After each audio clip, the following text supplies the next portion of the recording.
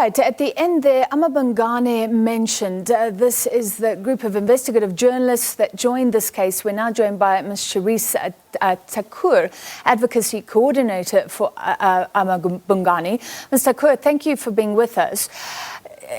It sounds like no matter what the outcome, no matter what the public protector did, you would like the CR17 campaign funding to be opened up. Is that correct? Well, our case that we made before the High Court and the Constitutional Court actually didn't concern anything that has been committed in the past. So any past actions. Our application was actually very forward-looking. So our application concerned the executive members' ethics code. And what we were arguing is that going forward, disclosures of internal political party campaign funding needs to be made. So we were not going to enter into the debate about the CR17 campaign or the conduct of the public protector and the president. That was not part of our dispute. Ours was a separate issue, but one that was linked to or kind of went parallel to the question that was the dispute between the public protector and the president. So explain why this is important. As I understand it, so if you're in office and somebody gives you money, you have to declare it. People can see if there's a conflict of interest, and you should not hide that. If somebody pays for your campaign to become the head of the party that leads you to becoming the president, you don't have to declare it. That is party funding, but of course the idea is that you could always feel somewhat obliged.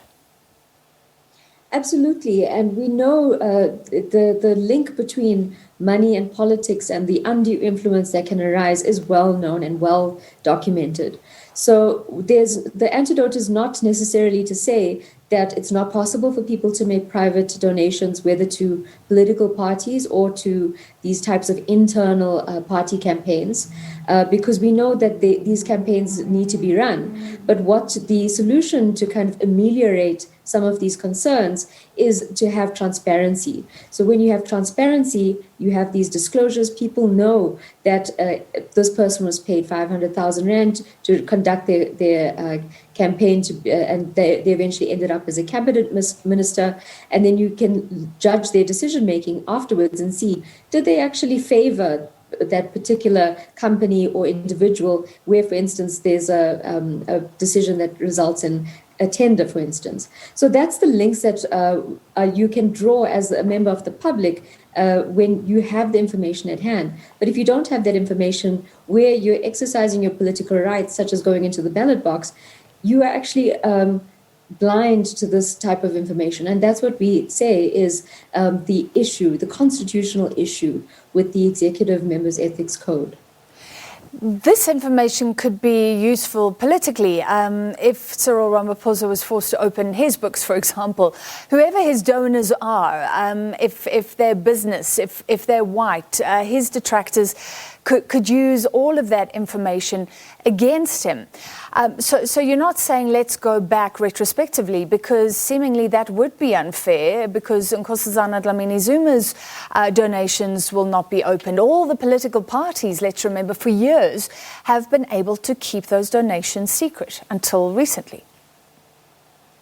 Absolutely. That would be opening up a Pandora's box. And this is not a tool to kind of inflame or solve political squabbles. What we're saying is that going forward, let's have this information. Let's have a level playing field where everybody has to make these disclosures. Anyone who's hit by the executive members' ethics code, if it applies to them, let them make these disclosures across the board. And then we as the public are able to look at that and judge for ourselves. Yeah. So definitely we're not wanting to look back, we're trying to look forward. So very quickly, what can you do now? The Constitutional Court said your costs should be covered. You can go back through the court system. Yes, so in the High Court, our case was not decided on the merits due to a number of technical legal questions. And so what the Constitutional Court has now said was that these supposed hurdles to our case being heard and determined in that forum, the High Court, have now been basically torn down. So what we now have is an opportunity to go back to the High Court, and we get to make our arguments in favor of transparency again and have a decision made on that basis. So we are looking forward to going back to the High Court to make those arguments. All right, thank you very much, Cherese Thakur, Advocacy Coordinator for Amabhungane.